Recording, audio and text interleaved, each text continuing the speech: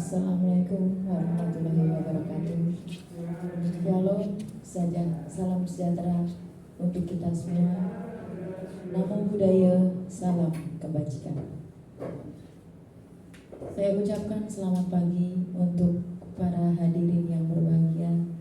Salam sejahtera untuk kita semua. Sebelumnya, marilah kita panjatkan puji dan syukur kehadiran Tuhan Yang Maha Esa, karena atas berkatan limpahan kasih sayang, rahmat, kita semua dapat berkumpul dalam acara presentasi laporan observasi pengenalan nilai dan etika pada instansi pemerintah bagi pegawai pemerintah dengan perjanjian kerja Dinas Pendidikan Kota Surakarta hari Selasa tanggal 22 Oktober 2024 pagi hari ini. Saya, Sela Agustina, akan memandu acara pada pagi hari ini. Pada kesempatan yang berbahagia ini, saya ucapkan selamat datang kepada Bapak Benediktus Bimo Fitertika, SSN MSN, selaku Kepala SMP Negeri 11 Kota Surakarta, sekaligus mentor. Dan saya ucapkan juga selamat datang untuk pembicara utama kita pagi ini, yaitu Ibu Oki Nindiasari SPD, Ibu-Ibu BK SMP Negeri 11 Kota Surakarta yang berbahagia. Pada diskusi pagi ini kita akan mendengarkan paparan dari penyaji tentang implementasi 5S, yaitu salam, sapa, sopan, santun, dan senyum, untuk mewujudkan generasi berkarakter pada lingkungan SMP Negeri 11 Kota Surakarta. Kegiatan ini merupakan salah satu upaya yang dilakukan oleh SMP Negeri 11 Kota Surakarta dalam mewujudkan salah satu visinya, yaitu berkarakter. Namun sebelum diskusi kita mulai, marilah kita tundukkan kepala sejenak untuk memohon kelancaran dalam acara pada pagi hari ini. Berdoa menurut agama dan kepercayaan masing-masing. Berdoa dipersilakan. Amin. Berdoa selesai.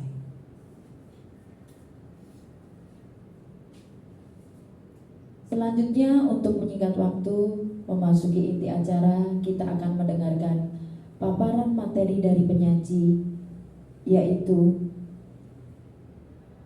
laporan orientasi pengenalan nilai dan etika pada instansi pemerintah bagi PPK di lingkungan pemerintah Kota Surakarta. Untuk itu, kepada Ibu Oki Nindiasari SPD dipersilakan. Terima kasih. Assalamualaikum warahmatullahi wabarakatuh. Selamat pagi. Pagi, Selasa Jaya. Mohon izin Bapak. Puji syukur kehadirat Allah Subhanahu wa Ta'ala. Pada pagi hari ini kita diberikan rahmat, sehat, serta inayahnya tanpa suatu kurang apapun. Yang pertama-tama yang saya hormati Bapak Kepala Sekolah sekaligus mentor saya, Bapak Benediktus Bimo Fitertika, SSN MSN, beserta rekan sejawat saya, guru bimbingan konseling yang saya hormati. Pertama-tama di sini saya akan menyampaikan seminar orientasi P3K. Izinkan saya menyampaikan seminar pada pagi hari ini. Langsung saja ya Bapak Ibu. Laporan orientasi pengenalan nilai dan etika pada instansi pemerintah bagi PPPK di lingkungan pemerintah Kota Surakarta. Nah, di sini saya mengambil judul yaitu implementasi 5S, yaitu salam, sapa, sopan, santun, dan senyum, untuk mewujudkan generasi berkarakter pada lingkungan SMP Negeri 11 Surakarta. Di sini ada data pribadi saya, Bapak Ibu. Nama saya Oki Nindiasari, NIP PPK saya 1993 1001 2022 12012. Alamat saya di Celolo RT 03 RW 7 Banjarsari Surakarta. Instansi saat ini adalah SMP Negeri 11 Surakarta dan jabatan saya di sini adalah guru bimbingan konseling. Dan itu sedikit riwayat saya Bapak Ibu. Saya GTT Yayasan di SD 2 Al Islam 2 Jamsaren dari 2017 sampai 2001 sebagai guru BK dan guru pembimbing khususnya untuk inklusi. Yang kedua, PPPK SMP Negeri 11 Surakarta mulai dari 2022 sampai sekarang. Nah, maksud dan tujuan untuk orientasi yaitu 1. Peserta mampu memahami dan mengenal nilai dan etika pada instansi pemerintah. 2. Peserta mampu mengaktualisasikan nilai-nilai dasar ASN berakhlak. 3. Peserta mengenal tugas dan fungsi ASN. Kemudian, maksud dan tujuannya kesimpulannya adalah membekali peserta dengan pengetahuan, sikap, dan perilaku tentang nilai dan etika pada instansi pemerintah dalam mendukung pelaksanaan tugas jabatannya dan pencapaian visi misi organisasi. Kemudian, waktu dan tempat, saya masa orientasi waktunya sebagai PPPK pada nilai dan etika pada instansi pemerintah Kota Surakarta dilaksanakan selama 28 hari, dimulai dari tanggal 3 September 2024 sampai dengan tanggal 23 Oktober 2004 untuk angkatan 3. Kebetulan saya angkatan 3 Bapak Ibu. Nah, tempatnya pelaksanaannya di instansi masing-masing, yaitu di SMP Negeri 11 Surakarta. Kemudian ini salah satu gambaran timeline orientasi ketika saya mengikuti orientasi 28 hari. Lanjut Pak Ayu. Nah, sebelum ada visi SMP 11, di sini saya memaparkan visi Kota Surakarta tahun 2021 sampai 2026 adalah mewujudkan Surakarta sebagai kota budaya yang modern, tangguh, gesit, dan kreatif dan sejahtera. Kemudian misi pemerintah Kota Surakarta sendiri yaitu adalah meningkatkan kualitas kesehatan masyarakat yang berkelanjutan. 2. Memperkuat pertumbuhan ekonomi yang adaptif dan berkelanjutan. 3. Mewujudkan tata ruang dan infrastruktur kota yang mendukung pemajuan kebudayaan dan pariwisata berkelanjutan. Yang keempat, meningkatkan kualitas dan daya saing pemuda dan masyarakat umum di bidang pendidikan, ekonomi, seni budaya, dan olahraga. 5. Mengembangkan tata kelola pemerintahan dan pelayanan publik yang gesit dan kolaboratif, berlandaskan semangat gotong royong dan kebinekaan. 6. Mewujudkan kemakmuran dan kesejahteraan bersama warga kota yang berkeadilan dan inklusif. Yang terakhir yaitu mewujudkan daerah yang kondusif dan kerukunan antar umat beragama dalam tata kehidupan bermasyarakat yang saling menghormati. Nah, pemerintah Surakarta sendiri saat ini dipimpin oleh wali kota yaitu Bapak Teguh Prakosa. Dalam menjalankan tugasnya dibantu oleh OPD. OPD adalah organisasi pada pemerintah daerah yang bertanggung jawab kepada kepala daerah melalui sekretaris daerah. Perangkat daerah adalah unsur pembantu kepala daerah dan DPRD dalam penyelenggaraan urusan pemerintah yang menjadi kewenangan daerah. Nah, selanjutnya ada visi SMP Negeri 11 Surakarta kita yaitu beriman, berilmu, berkarakter, berdaya, dan cinta lingkungan. Nah, misi SMP Negeri 11 yaitu adalah menumbuhkan penghayatan dan pengamalan terhadap ajaran agama yang dianut. Yang kedua, mengembangkan sikap dan perilaku religius di lingkungan sekolah dan luar sekolah. Dan yang ketiga, melaksanakan pembinaan dalam kepribadian, budi pekerti luhur, dan berbudaya. 4. Melaksanakan pembelajaran dan pembimbingan secara efektif dalam meningkatkan prestasi. Yang kelima, melaksanakan pembinaan dan mendorong warga sekolah untuk meningkatkan prestasi akademik. Contohnya seperti seni budaya, olahraga, dan life skill. 6. Mengembangkan proses belajar yang berkualitas sebagai sarana untuk meningkatkan kompetensi lulusan. Yang ketujuh, menciptakan lingkungan sekolah yang kondusif, sejuk, aman, nyaman, dan berseri. Yang kedelapan, menumbuhkan peningkatan semangat kinerja warga sekolah, tertib dan disiplin dalam menjalankan tugasnya. Itu visi misi SMP 11 Surakarta. Dan di sini saya mengidentifikasi isu yang ada di sekolah kita, yaitu Bapak Ibu. Yang pertama adalah kurangnya pemahaman peserta didik terhadap 5S, yaitu salam, sapa, sopan, santun, dan senyum.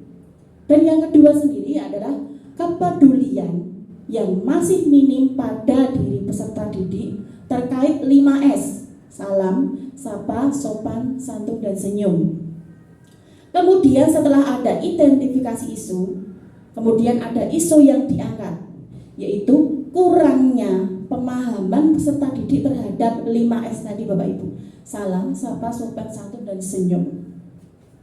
Maka dari itu, dengan saya mengangkat isu-isu dari SMP Negeri 11, saya merencanakan hasil kerja Bapak Ibu. Yang pertama adalah kegiatannya, mendata permasalahan peserta didik terkait 5S.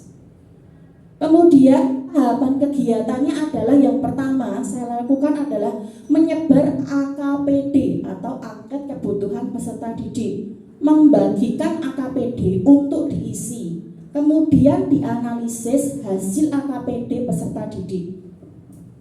Dan output hasilnya nanti yaitu mengetahui kebutuhan peserta didik terkait 5S. Yang kedua, terisinya AKPD, guru BK dapat memetakan kebutuhan peserta didik sesuai kebutuhan masing-masing. Berarti seperti saya ketika sebelum melakukan pembelajaran atau layanan BK, saya dan guru-guru BK lain selalu menggunakan AKPD sebelum memulai pembelajaran awal. Dan yang kedua yaitu membuat media pelayanan yang menarik dan menyenangkan sebagai pengenalan berkaitan dengan 5S. Dan tahapan kegiatannya adalah berkomunikasi dan konsultasi dengan mentor beserta koordinator mengenai pembuatan media pelayanan.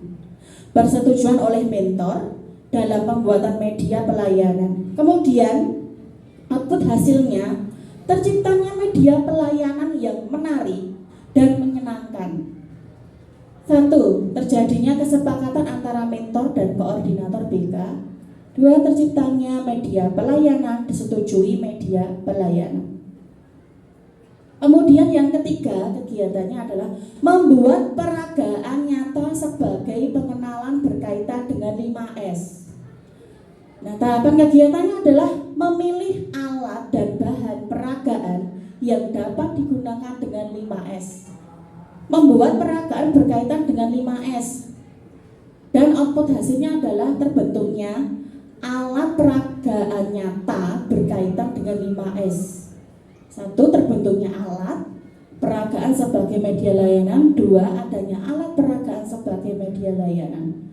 Yang keempat kegiatannya adalah melaksanakan pelayanan BK yang menyenangkan melalui media layanan, yaitu menggunakan peragaan yang telah dibuat di dalam kelas Bapak Ibu. Nah, ini saya melakukannya mengambil samplingnya itu di kelas 7 Bapak Ibu.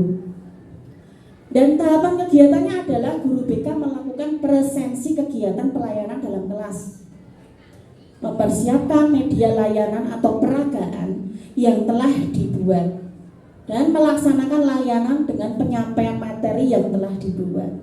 Dan kemudian output hasilnya terlaksananya layanan yang menyenangkan berkaitan dengan 5S tadi. Pertama adalah terlaksananya presensi kegiatan pelayanan dalam kelas. 2. Tersedianya alat peragaan sebagai media pelayanan. Yang ketiga, terlaksananya layanan dengan materi yang telah dibuat.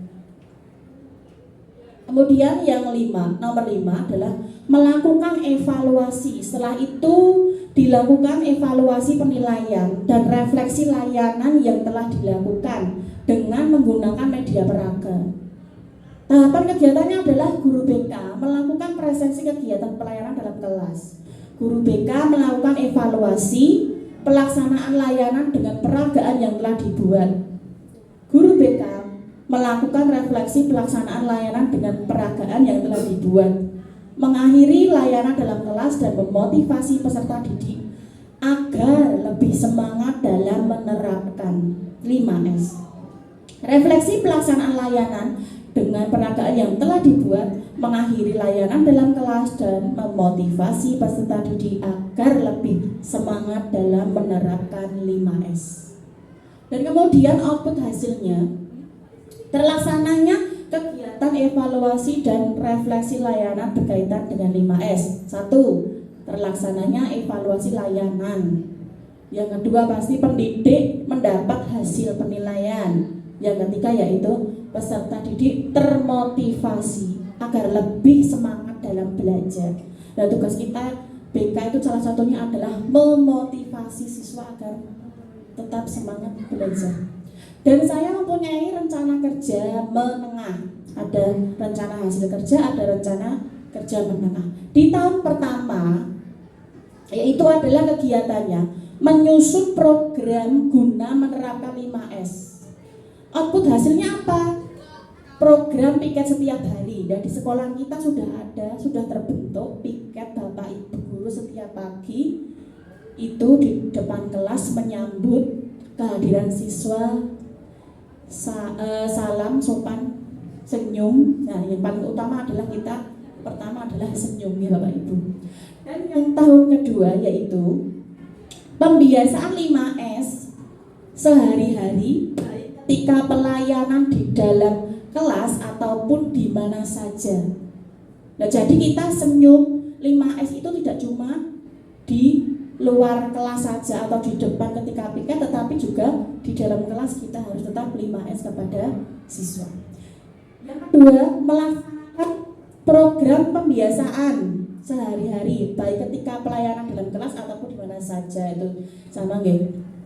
Kemudian output hasilnya yaitu setiap hari semua guru dan peserta didik diharapkan dapat menerapkan pembiasaan 5S sebelum pelayanan dimulai. Pelaksanaan piket setiap hari, terlaksananya program pembiasaan 5S sehari-hari di kelas. Kemudian di tahun ketiga, pemanfaatan jam piket guru, melaksanakan program pembiasaan 5S sehari-hari baik ketika pelayanan di dalam kelas ataupun di mana saja. Piket setiap hari sudah kita laksanakan ya. Dan kemudian output hasilnya adalah semua guru, tenaga pendidikan, peserta didik, serta seluruh warga sekolah wajib menerapkan 5S. Dimulai dari depan sekolah saat piket di depan sekolah. Nah, kita sudah terlaksana ya Bapak Ibu, dimulai dari kita pagi hari menyambut kehadiran siswa sudah kita mulai. Kemudian di tahun keempat, pemanfaatan waktu luang saat istirahat, melaksanakan program pembiasaan sehari-hari di lingkungan sekolah, termasuk kepada ibu bapak penjual makanan minuman ketika di kantin. Jadi pembiasaan kita 5S itu tidak cuma di kelas, tapi juga di luar lingkungan kelas. Contohnya seperti ketika jam istirahat, anak-anak menggunakan tutur bahasa yang baik kepada bapak ibu penjual kantin. Itu adalah salah satu karakter yang harus kita unggulkan. Basa kromo alus. Nah, jadi tidak cuma dengan bapak ibu guru, tetapi juga dengan petugas kantin, petugas kebersihan sekolah, dan siapapun itu. Kemudian output hasil kerjanya adalah terlaksananya program pembiasaan 5S sehari-hari di kelas di lingkungan sekolah. Kemudian dan yang terakhir Bapak Ibu, tahun kelima, Pemanfaatan kegiatan sekolah melaksanakan program pembiasaan 5S ketika adanya kegiatan sekolah, baik kegiatan di dalam sekolah ataupun kegiatan di luar sekolah. Jadi pembiasaan 5S itu tidak hanya di lingkungan sekolah saja Bapak Ibu, tetapi ketika siswa kita sedang dikirim tugas di luar untuk membelajar